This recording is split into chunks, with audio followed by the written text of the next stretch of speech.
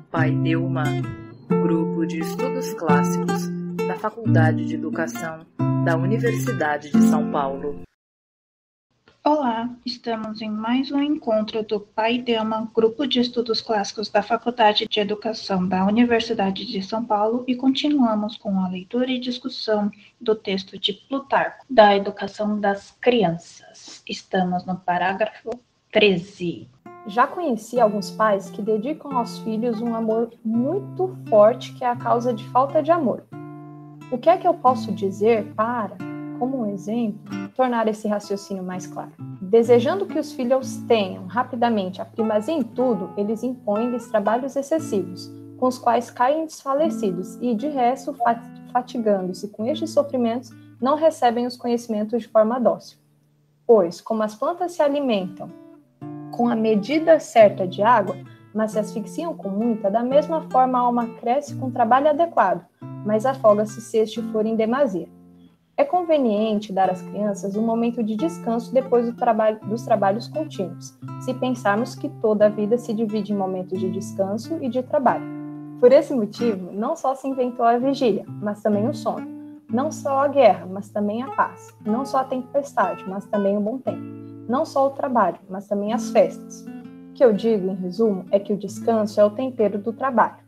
Não é apenas possível ver isto entre os seres vivos, mas também entre as coisas inanimadas. Na verdade, também afrouxamos as cordas dos arcos e das liras para que possamos esticar. De uma maneira geral, o corpo conserva-se com a necessidade e a satisfação, enquanto a alma com o repouso e o trabalho. É justo repreender alguns dos pais que, depois de confiar os filhos a pedagogos e a mestres, não são testemunhas das lições dos filhos nem os ouvem, descuidando muito o seu dever. Eles próprios devem submeter os filhos a provas com regularidade e não ter confiança na disposição de ânimo de um assalariado, pois também estes dão mais atenção às crianças quando têm o dever de prestar em cada ocasião contas do seu desempenho. O que é dito com jocosidade pelo palafreneiro vem aqui a propósito: nada engorda tanto o cavalo como o olho do rei. Deve-se, sobretudo, exercitar e acostumar a memória das crianças, pois ela é o tesouro da educação, e por isso diz a mitologia que Mnemose é a mãe das musas, dando a entender e insinuando que nada cria e alimenta como a memória. Assim, deve-se exercitá-la em ambos os casos, seja quando as crianças têm, por natureza, uma boa memória, ou seja quando, pelo contrário, se esquecem. Na verdade, num caso, fortaleceremos a vantagem da natureza e no outro, supriremos a insuficiência. Assim é que elas serão melhores do que as outras e essas irão elas próprias progredir. Hesíodo afirmou com razão: se, porventura, juntares pouco a pouco e fizeres isto com frequência, depressa terás muito. Com efeito, não se esqueçam os pais de que a parte da instrução que diz respeito à memória contribui, e não é em porção pequena, não só para a educação, mas também para as atividades da vida. Na verdade, a memória dos atos passados é um exemplo de prudência para situações futuras. Eu achei esse trecho muito interessante, gente, principalmente quando ele fala sobre a memória, né? Destaca esse papel da memória na aprendizagem e não só na aprendizagem dos conteúdos, né? Mas para a vida mesmo das crianças. Isso é muito interessante, né? Porque é o que faz de nós o que somos, né? Nossa memória e as coisas que a gente esquece também, né? É muito interessante essa referência a Hesíodo, porque lá na Teogonia, né, a Mnemosine, ela recebe um epíteto, que é o seguinte, ele diz assim, como é que é? A memória, rainha nas colinas de Eleutera. Eleutera é uma cidade que fica entre Atenas, uma cidadezinha, ficava entre Atenas e a Beócia, que é lá a região do Hesíodo, né? E Eleutera em grego significa liberdade. Então, é interessante a gente fazer uma leitura aí meio freestyle, uma interpretação freestyle, pensando que a memória, né, a ideia de que a memória é rainha nas colinas de Eleutera, então a memória é de alguma forma aquilo que nos dá a liberdade, e a liberdade é de certo modo uma colina, né, um alto no qual nós nos colocamos por tudo aquilo que nos lembramos, enfim. E realmente, essa passagem é muito legal.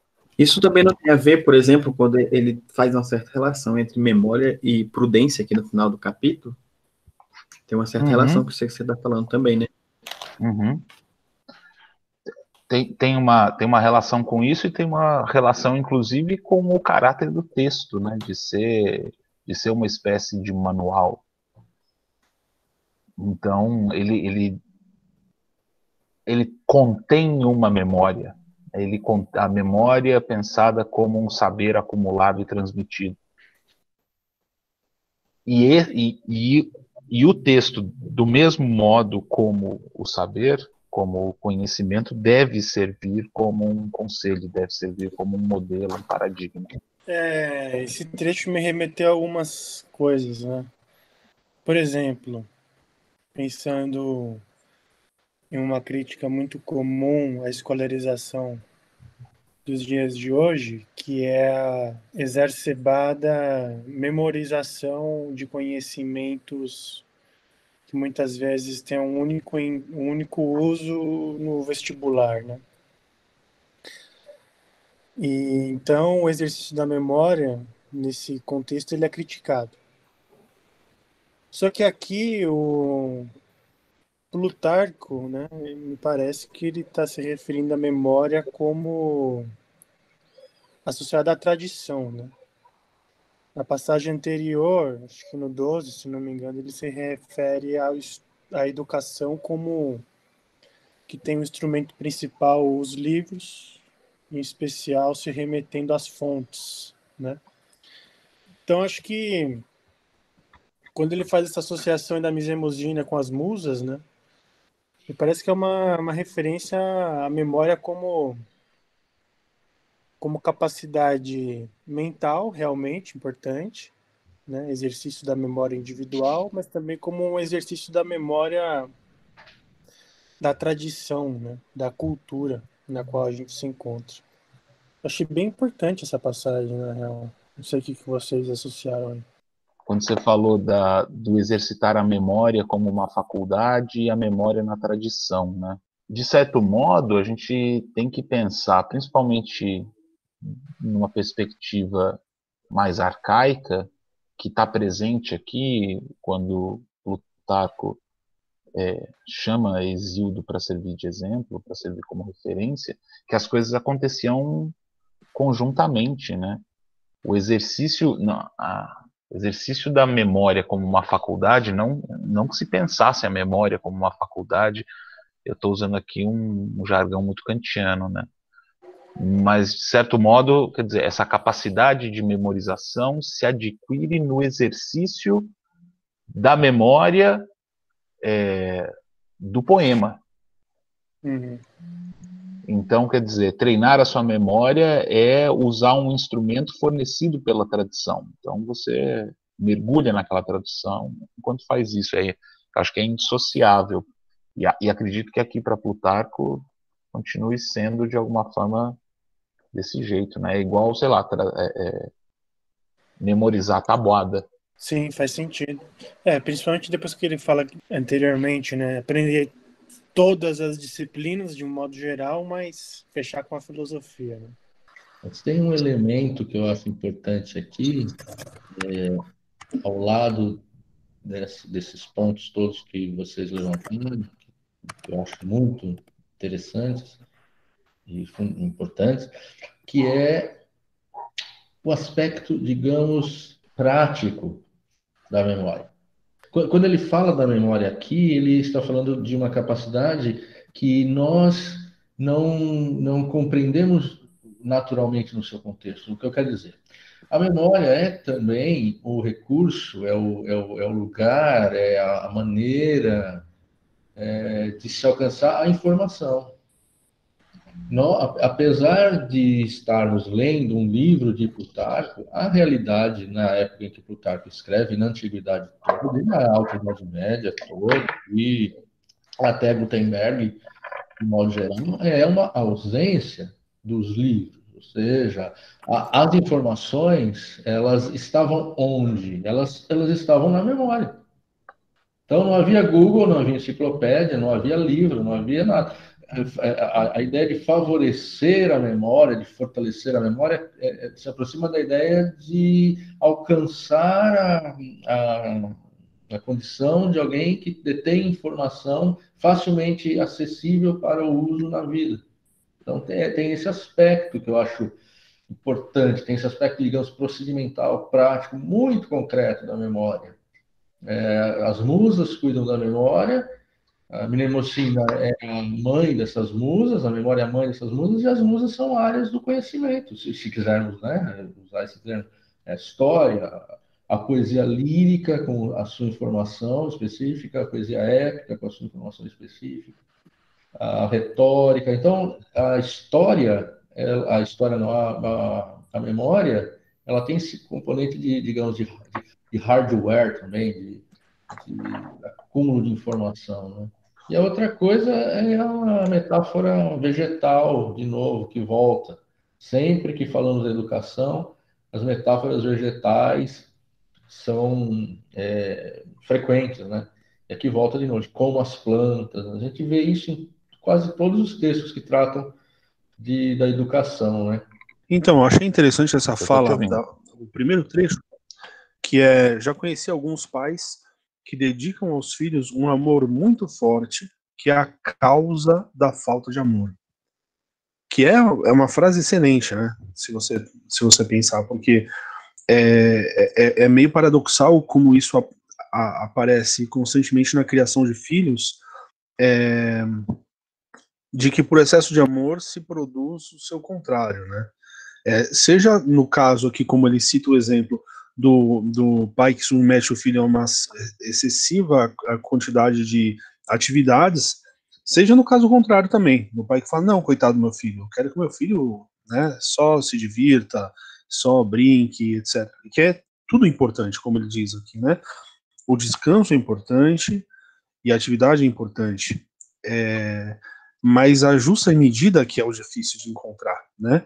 E o amor aqui vai estar justamente nessa,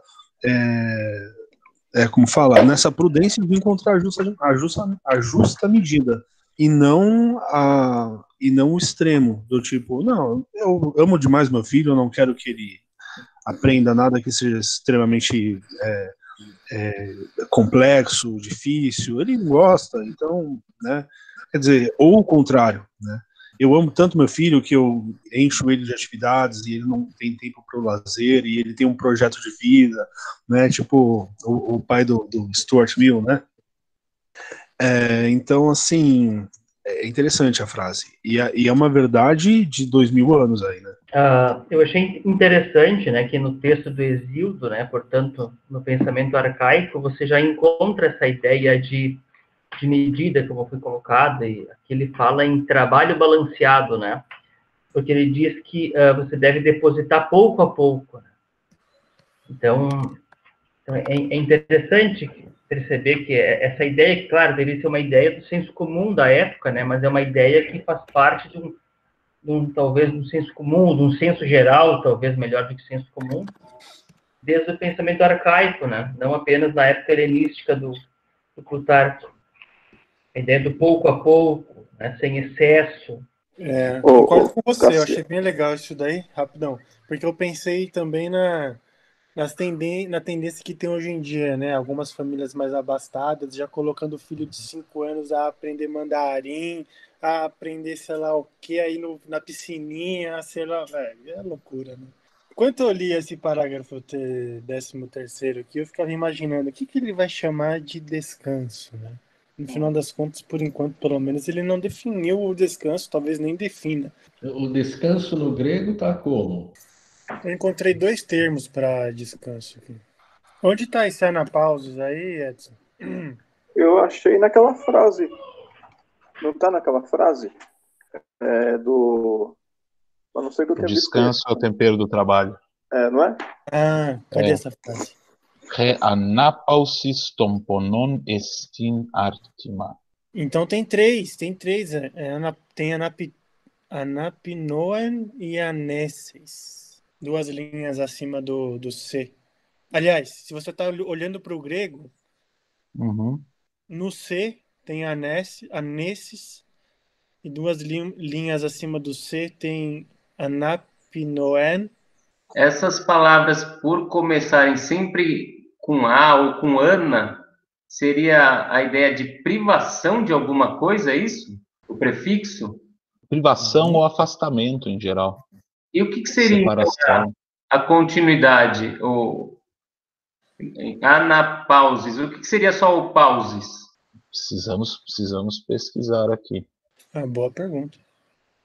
Anapnoé está justamente ligado a pneuma aqui, a recuperar o fôlego, né? E qual que é o outro que você falou? Eu achei esse daqui. Qual que é o outro? Anessim. Escreve anessim. É conveniente dar às crianças um momento de descanso depois dos trabalhos contínuos. Se pensarmos que toda a vida se divide em momentos de descanso, anessim, e de trabalho. Não achei esse anessim. É anapauses. Ô Bruno, no final do parágrafo também tem essa palavra anessim aí. A marcação no Perseus é diferente, né? Como assim? No texto do professor, na nossa tradução, seria 13C, né? Agora, no De Libris Educandi, não tem a marcação só tem o parágrafo, né? Não tem divisão. Só tem página 20, página 21. É meio estranho, por isso que eu estou usando a da Belle Lettre, porque ela tem o C, o D, etc. Lá ele traduz o anesse como o anesses, né? Como relaxamento mesmo. É a velha tradição grega, né? Do medenagan, do nada em excesso, da justa medida, da aurea mediocritas, que vai, né? Para os latinos, né? Ou seja, nada em excesso.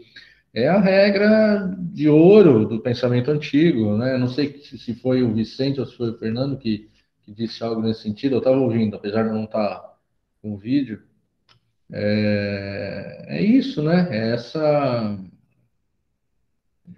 Eu acho que é a ideia mais forte no campo ético do que a gente recebe na antiguidade, até mesmo em Aristóteles, se a gente acreditar no que o Bertrand Russell disse de Aristóteles, que ele é um sistematizador do bom senso, do senso comum. Ele diz isso criticando Aristóteles, mas se a gente quiser valorizar o pensamento de Aristóteles com isso, ele sistematiza ou codifica, digamos, a sabedoria consuetudinária, digamos assim, dos gregos, né?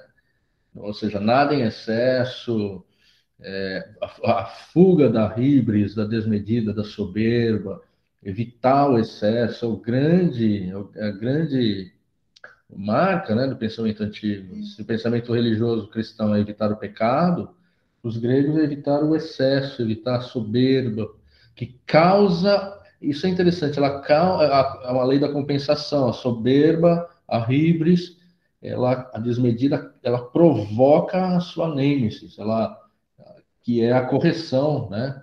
Para que as coisas se equilibrem. É como se o mundo procurasse, o universo procurasse sempre estar em homeostase, homeostase, né? Ou seja, em equilíbrio. Quando você rompe esse equilíbrio, algo do outro lado vai acontecer para manter esse equilíbrio funcionando. Então, aqui ele é um herdeiro disso, e eu acho que vale ainda para nós, porque é uma maneira de pensar a justiça de um modo imanente. Claro que podemos pensar que os deuses que os deuses mandam as suas fúrias ou suas divindades para nos assombrar, e a gente vê isso na mitologia, e tal, mas é algo que funciona num universo fechado, né, dessa justiça.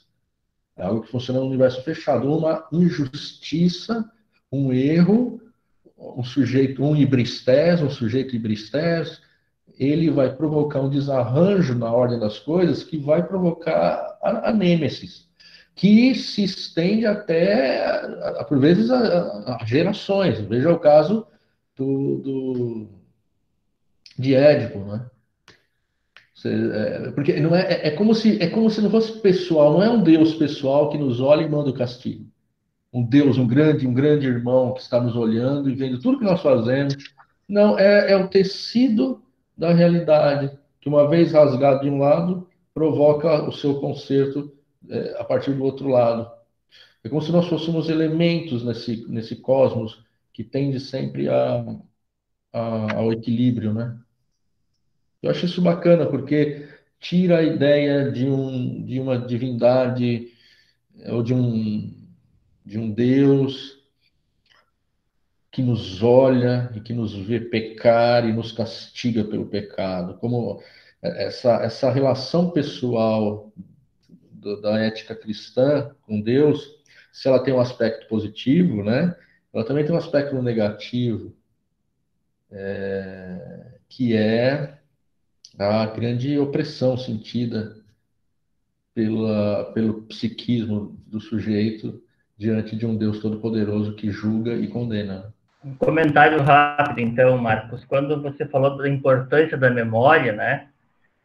Eu lembrei do Boécio, né? Que escreveu A Consolação da Filosofia, né?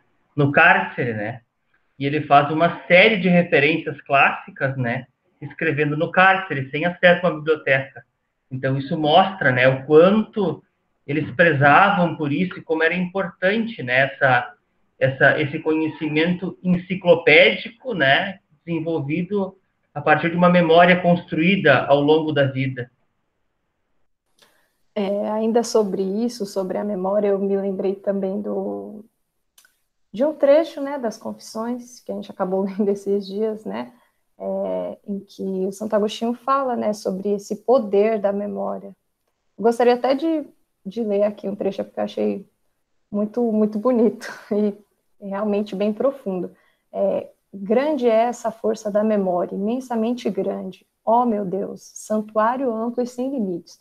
Quem lhe chegou ao fundo? E esta é a força do meu espírito e pertence à minha natureza, e nem eu consigo captar o todo que eu sou. Logo, o espírito é estreito para se abarcar a si mesmo. Então, onde poderá estar o que de si mesmo ele não abarca? Acaso fora de si mesmo e não dentro de si? Como é que, então, o não abarca? Muita admiração me causa isto. A estupefação apodera-se de mim.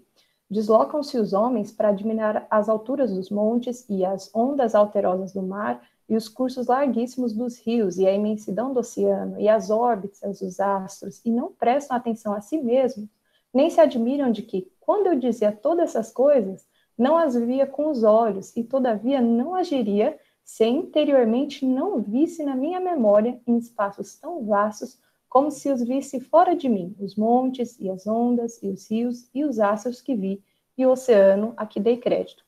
E, todavia, vendo essas coisas, não as absorvi quando as vi com os olhos. E não são essas coisas que estão em mim, mas sim as suas imagens. E sei a partir de que sentido do corpo cada coisa foi impressa em mim. E é isso, né? Esse poder da memória mesmo para nos formar, né? Afinal, o que somos nós sem a nossa memória, né? Isso, os objetos se apresentam a nós e nós captamos as imagens que nós fazemos dele, a própria representação que nós temos dele. Isso é muito interessante. Os antigos, por exemplo, a teoria de Gorgias, do sofista, né, acerca da teoria da visão, por assim dizer, acreditava que as coisas emanassem a sua própria imagem e que essa imagem se marcava nos nossos olhos, né? Então, havia essa ideia, digamos, materialista, né? Os corpúsculos que a imagem... Porque eles não tinham a teoria da luz, eles não tinham a teoria óptica, mas que as coisas emitiam corpúsculos que materialmente marcavam, como a ideia mesmo da grafia, né? De marcar, de fazer uma inscrição, né? Na nossa interioridade, nos nossos olhos ou na nossa mente, né? Se a gente quiser usar esse termo. Eles pensavam assim, para explicar, né? O modo como se dava essa permanência. Como é que eu fecho os olhos, como diz Agostinho, né? E vejo tudo aquilo que eu vi. Como que isso permanece conosco, né? Quanto àquilo que eu tinha falado, já falei aqui desse texto, né?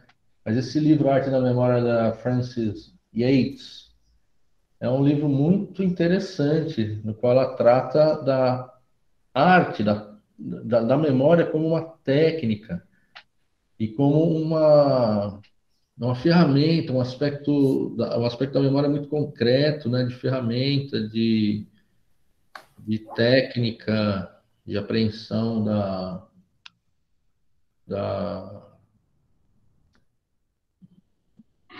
apreensão não, né, como que eu posso dizer? Não é apreensão, mas é uma técnica de arquivamento, é esse o termo que eu queria achar. A memória como arquivo. A memória como arquivo. Hoje, nosso arquivo é a internet. Nós estamos aqui falando de um texto e o Bruno conseguiu o link, mandou o link para a gente clica no link, bum, cai lá no texto do Plutarco, no parágrafo que a gente está lendo. Há pouquíssimo tempo, realmente pouquíssimo tempo, o tempo que deu, faz tão pouco tempo que deu para eu perceber, eu passar por essa experiência, provavelmente o Bruno também, não sei se os outros passaram, talvez o Vitor tenha passado, de você ter que ir na biblioteca, você ter que ir buscar o livro na biblioteca. Não havia, isso simplesmente não existia. Imagine, isso aqui seria impossível, né, de estar acontecendo essa conversa, mas o acesso à informação. Então, a memória, ela aparece como um arquivo. E o que o Vicente falou, que Boécio escreve e cita os antigos de memória, para nós parece muito fantástico, né? Ou então o Rapsodo conseguir elaborar a Ilíada, conseguir declamar a Ilíada, ou a Odisseia, ou qualquer outro poema épico de não sei quantos mil versos, pode nos parecer muito espantoso, mas fazia parte desse treino, né? Essa técnica que nós perdemos completamente. Esse livro eu recomendo a leitura dele, é muito, muito legal.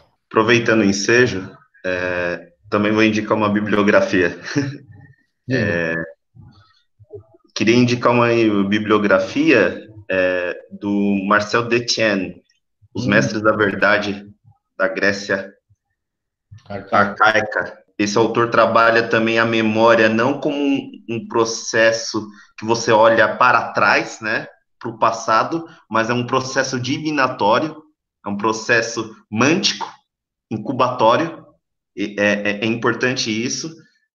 E ele trabalha com 3 figuras que eu acho importante para o nosso contexto aqui. Que ele trabalha com a ideia do aedo. Quem são os mestres da verdade?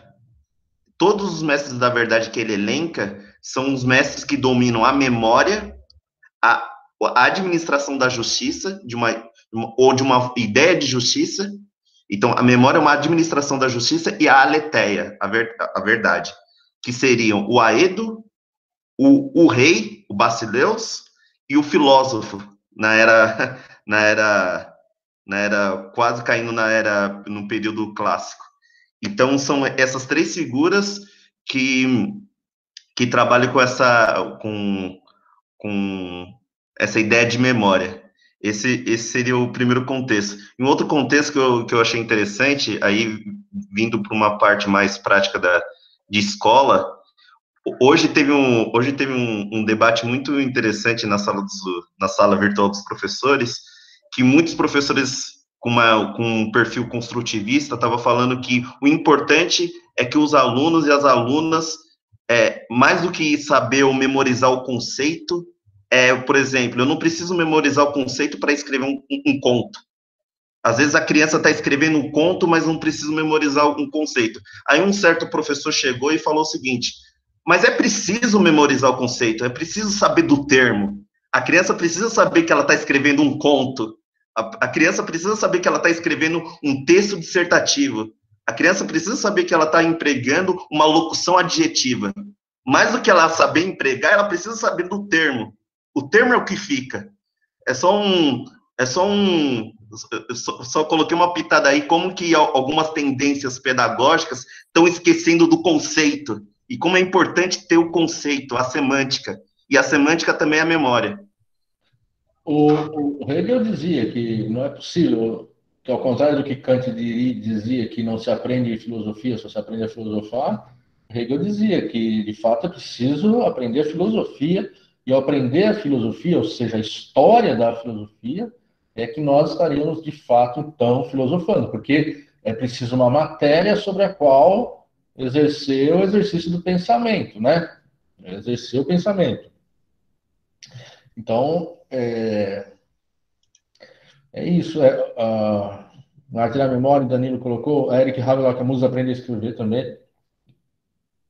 A invenção da escrita na Grécia Antiga, suas consequências culturais também, do Eric Havelock. Esses autores são muito interessantes, eles têm muito a nos dizer para hoje, nós que lidamos com educação e que, quando o Armando coloca essa questão, né, mostra a presença dessa temática ainda entre nós. Aproveitando um trechinho que ainda não foi citado, e a presença entre nós, acho que esse assunto também ele é bem presente nas reuniões de professores, né? O quanto os pais não acompanham o que os filhos fazem além da escola, né? E nesse texto de 2000 anos também existe essa atribuição de dever aos pais que alguns pais não cumpriam, né? O engraçado é o argumento que ele usa, né? Qual seja, é preciso acompanhar, porque não se pode confiar totalmente em um assalariado. E é interessante que isso cabe a hoje também, que não é possível confiar nos professores. Exato, na verdade, é a posição subalterna, a posição inferior do professor nesse quadro. Aí está, um assalariado, né? É um homem ferramenta, é um ser humano máquina, é um instrumento, um homem instrumento, porque ele está fazendo aquilo não por ele mesmo, ele faz aquilo pelo salário. A ideia de que o trabalho, aquele que recebe um salário para trabalhar, não é livre.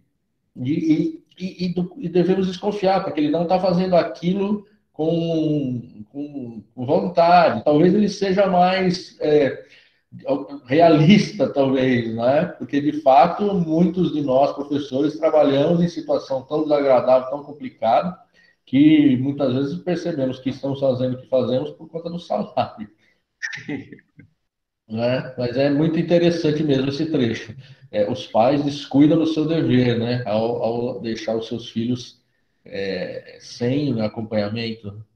E aparece a ideia de que o assalariado vai satisfazer o desejo do cliente, né? Digamos assim, né? Atualizando, né? Pois também aqueles satisfarão mais os desejos das crianças, né? Está na tradução que eu tenho da Maria Aparecida. De novo, a gente tem aqui algo muito atual, né? É preciso fazer avaliações dos professores, porque senão eles não fazem o que devem, né? Nada engorda tanto o cavalo como o olho do rei. Ó. É o olhar do dono que engorda o gado. Isso, o Edson comentou bem no início essa afirmação e é bem atual. É mesmo, Edson? O que você falou? Tentando procurar uma expressão que a gente costuma usar, não é? No dia a dia, não sei, porque essa não soa tão familiar. Sobre a participação dos pais, a gente teve agora, recentemente, né, uma reunião, um encontro assim pelo Google Meet com os pais, porque geralmente na escola, numa situação normal, poucos pais comparecem às reuniões, né? E cobrar que os pais acompanhem as atividades, ainda mais no ensino médio, é impossível, né? Porque ninguém tem o hábito de verificar se o que o aluno tem feito. Não tem muita coisa para verificar também, né? Eu não fazia isso no ensino médio. Não, mas tem pai que carimba. Eu tenho pais que carimbam o caderno do aluno e coloca a data que ele viu. Tem poucos pais que fazem isso, mas tem pai que ainda vê. E aí a coordenadora, ela marcou uma reunião pelo Google Meet com os alunos, os pais de toda a escola, dos 3 períodos. São 1.600 alunos que a gente tem na escola, né? Esperando que muitos apareceriam, né? Apareceram 3. E 2 foram para falar que não poderiam participar porque iriam trabalhar. Então ficou só um pai na sala. De 1.000 e tantos? Então, era um horário razoável, à noite, que era 7h30 da noite. De 1.600 apareceram 10. E 2 foram para falar que não poderiam participar da reunião. De 1.600 apareceram 3, Edson. Puxa, gente, chocante, hein? Aí é interessante a gente pensar dois trechos conjugados aqui do texto do Plutarco, lá no começo, quando ele fala do excesso de amor, né? Muitas vezes é uma percepção ou a tentativa de nutrir uma lacuna afetiva com os filhos que faz com que os pais, muitas vezes, exerçam sua observância não sobre eles, mas sobre os professores, né? Então nós nos tornamos alvos no lugar dos próprios filhos. Sim, sim, sim. Interessante perceber essa tendência aí, né? Ou seja, não é alguma coisa de agora, em outros termos, é quase que uma expressão da natureza humana, né? Os pais, em algum sentido, demoniza, eu não queria usar esse termo, ele é muito forte, mas, de certa forma, assumem uma posição de oposição em relação à autoridade do professor, como se aquilo o aproximasse do seu filho. É como se fosse quase um gesto de proteção e afirmação do afeto. Sim. Vendo, portanto, o professor como um opositor, como um algoz do seu filho, e não, na verdade, alguém que está ali para fazer algo que ele também deveria se dedicar a fazer, mas não faz. Sim, sim, sim, sim. E recentemente existe a preocupação grande aí com relação à educação sexual, né? Ou muitos pais que têm um caráter mais conservador aí estão com medo que os filhos aprendam a ideologia do Genésio, coisa assim, não, a gente não, sabe? Não, você tá, tudo agora pode ser comunismo, ideologia de gênero, está em todos os lugares, né? Ideologia do gênero. Ideologia de gênero, né? Ideologia de gênero, eles falam.